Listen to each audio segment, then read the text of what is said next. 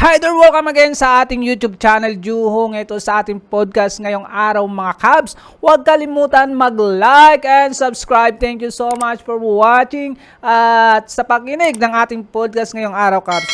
Yung ang podcast natin ngayong araw, Cubs, ay pag-usapan natin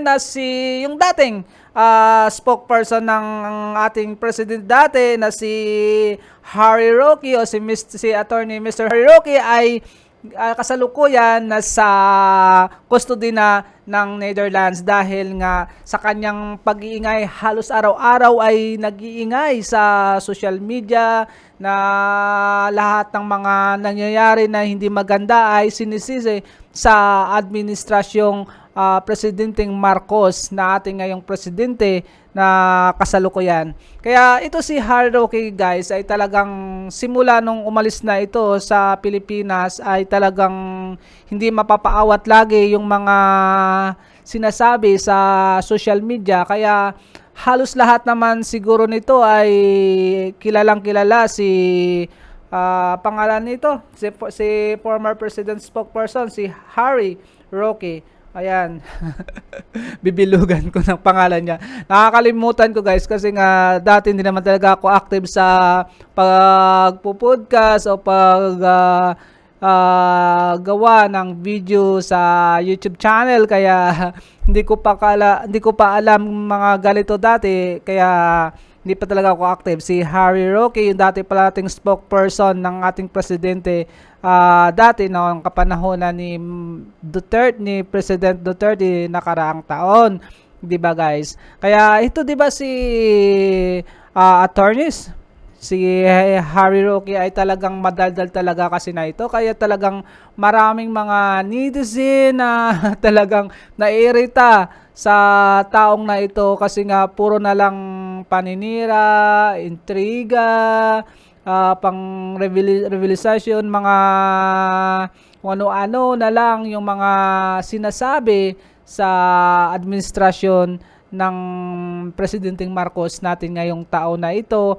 Kaya maraming talagang mga pangsisisi, puro lang kasisihan. Wala kang magagandang narinig tungkol sa kanya na mga kung pwede bang mga magagandang advice sa ating pamahalaan, kundi puro paninira na lang yung mga sinasabi niya, 'di ba, mga Cubs?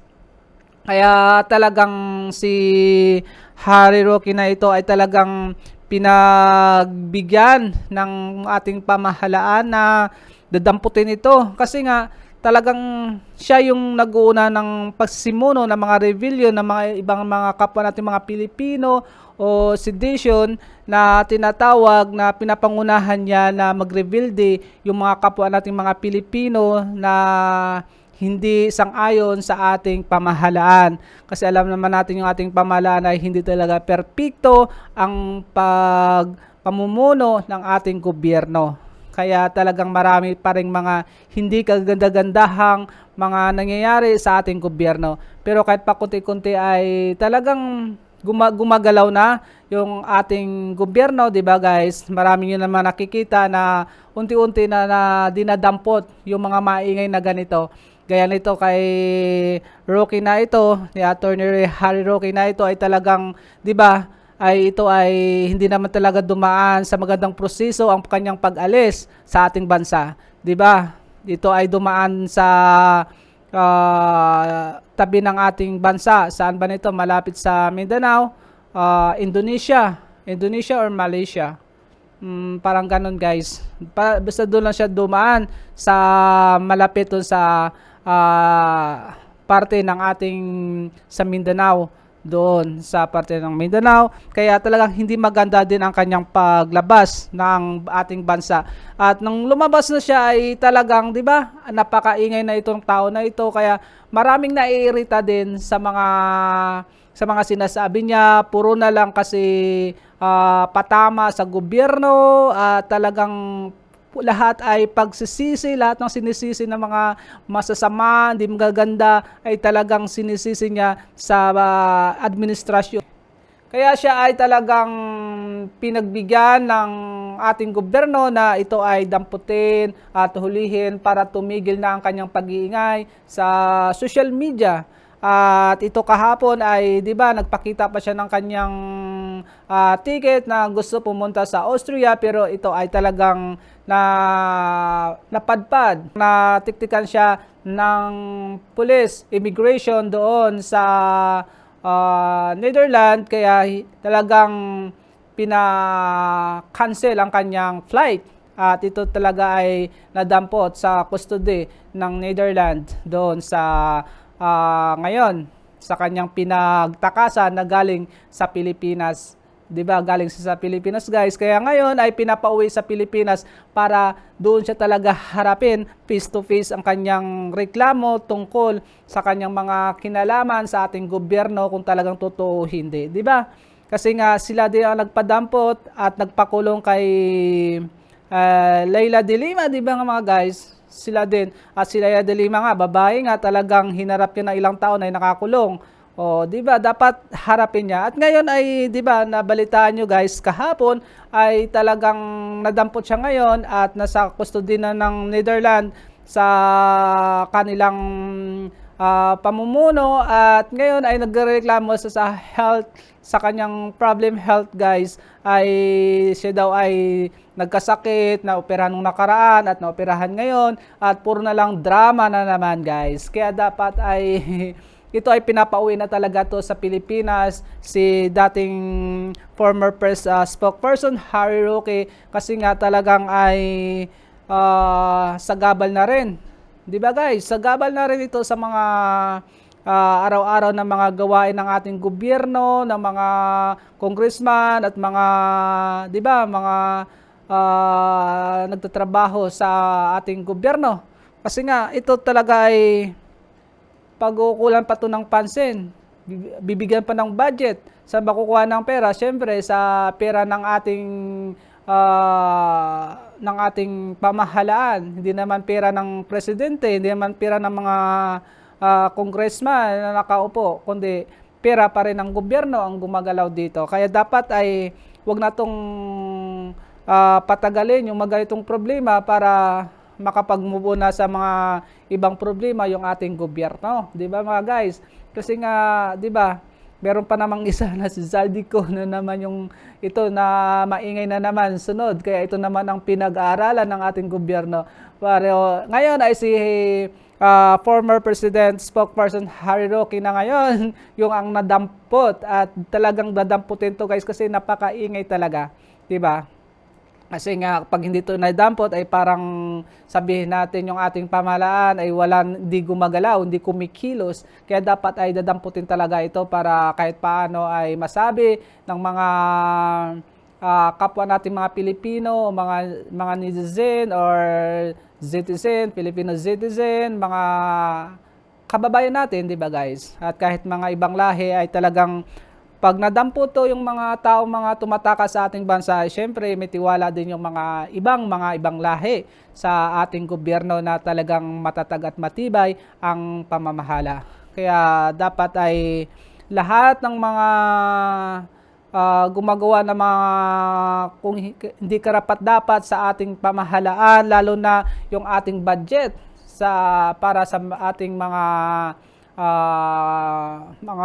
tag nito mga guys, yung mga budget na para sa mga mahihirap, sa mga senior o sa mga public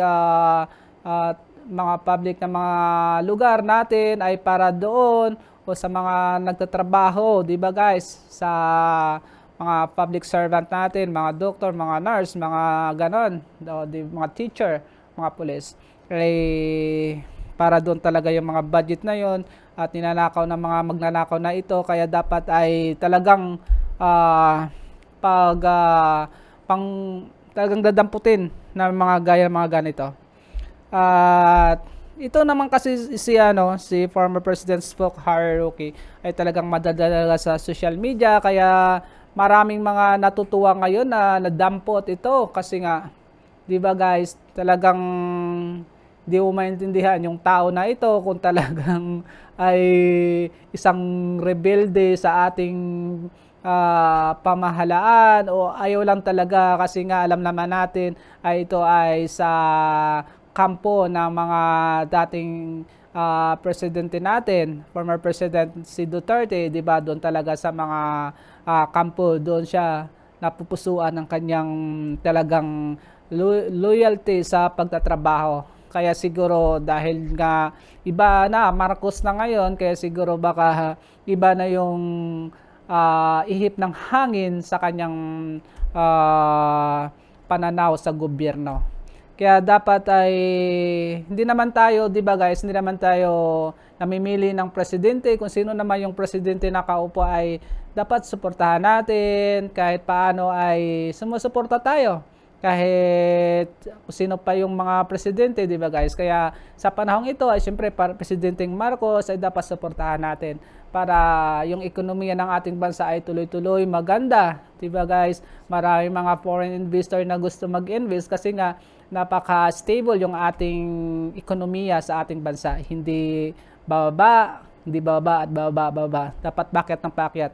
'Di ba guys? Kasi maganda talaga yung mga, lalo na yung mga small business ng mga kababayan natin ay talaga tuloy-tuloy ang hanap buhay pag maganda yung ekonomiya ng ating bansa. Kasi maraming mga trabahador, maraming bibili, maraming pera na lumalabas, maraming gumagastos.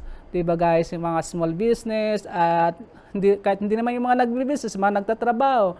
Kaya tuloy-tuloy yung pag-angat ng pera, 'di ba guys? Dapat ay suportahan natin yung gobyerno natin. Hindi tayo mag-iintriga sa mga ganito. Tingnan nyo guys, yung mga nag-iintriga, ilang bilyon yung mga hinakot nilang pera. Kaya tingnan mo, palipat-lipat na lang sila ng mga gusto nilang bansa na gusto nilang tumira, ay titira sila doon dahil meron silang pera na pang residence na kanilang buhay doon sa Netherlands. O diba guys, pupunta kayo sa kung saan sa mga parte ng ating mundo. Kasi may pera sila. Hakot nila yung pera natin, bilyong piso, o di ba ilang dollar na yon, ilang milyong dollar na yon, yung kapalit ng bilyon na yon mga guys. Kaya wala silang pakialam sa mga gaya natin na mga mahirap.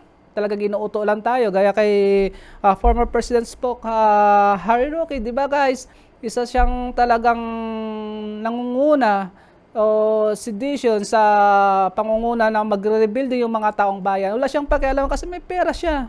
O tingnan mo na sa, di ba, Netherlands ngayon ay Filipino citizen naman, ayaw umuwi kasi nga sabi nga daw nadampot siya, na hold yung kanyang passport na cancel, wala daw siyang passport, hindi siya maka-fly kasi wala siyang passport. O kasi abogado siya, alam niya yung mga kaliwat kanan ng mga technique ng mga ganitong pangyayari, di ba mga guys? Kaya dapat ay tayo mga mahirap ay huwag tayo talagang sunod na sunod sa mga ganito dahil gagawin lang tayo nito mga puppet mga nila nito, yung mga lalo na mga nakaupo sa gobyerno mga guys. Talagang sabi na sino ba ang mas malamang magnanakaw, yung mahirap o mga mamayayaman? Siyempre yung mga payaman ay talagang mag-aangat ng pera ng pundo ng bayan. Yung mga mayayaman na ganito, gaya kay Marcos, ang masasabi ko ay talagang ng kanyang kayamanan, hindi, yun na lang yung kanyang siguro na karamihan, ganun din naman, di ba guys? Yung mga mayayaman ay talagang power yung gusto nila. Hindi yung gaya ng mga payaman ay talagang power saka magnanakaw ng pera ng bayan. Kasi alam naman natin kung sino yung mayaman at mahirap, di ba guys? Karamihan sa mga mayayaman ay talagang power na lang ang kanilang talagang hinahawakan, di ba guys? Kaya sa power ng kanilang mga kayamanan, hindi gaya sa mga payaman pa lang ay syempre magnanakaw para sila ay aangat ng aangat at lalo lalakas ang kanilang mga pagnanakaw, tatas ang kanilang yung mga yaman at magkaroon sila ng power para sa kanilang mga kanilang mga investor, mga investment, mga ganon guys. Kaya dapat ay maging matalino tayo. Huwag tayong magpadala sa mga nagpapayaman pa lang. Kaya dito nagsimula talaga yung mga korupsyon. At syempre, ay pag nagsisimula yung corruption sa mga nagpapayaman, yung mga mababa ay kumukurap na rin na, 'di ba, nagnanakaw na rin ilang milyon, pero doon naman sa pinamakataas ay billion, trillion yung mga ninanakaw nila mga guys.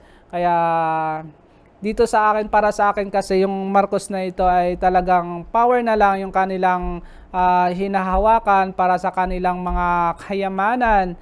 'Di ba guys? Ito naman yung papayaman pa lang na gusto maging presidente ay syempre ay marami pa tong kukunin ng pera sa ating bayan para magkaroon sila ng maraming pera na rin para sa mga next generation nila, kung sino yung gusto na maging presidente sa mga anak-anakan nila ay merong pundo na at di na mawawala ng pera kahit gumastos at umikot-ikot sa buong mundo. Yun mga guys yung ating podcast ngayong araw na kay former President spokesperson Harry Roque. Ay talagang madaldal tong tao na ito.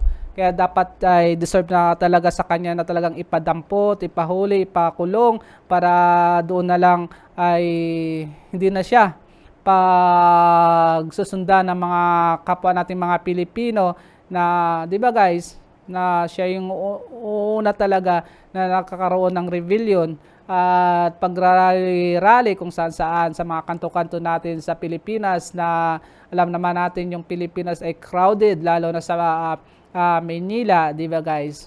Kahit sa probinsya ay crowded din naman kasi hindi naman kalakihan yung mga syudad natin, 'di ba guys? Kaya dapat ay damputin na talaga ito. Deserve na sa kanya to na dadamputin. At yan lang yung ating podcast ngayong araw guys. Maraming salamat sa mga nakikinood o ini-comment down below guys. Kasi nga para alam naman natin. Kaya yun lang guys. Thank you so much. We are out. Peace.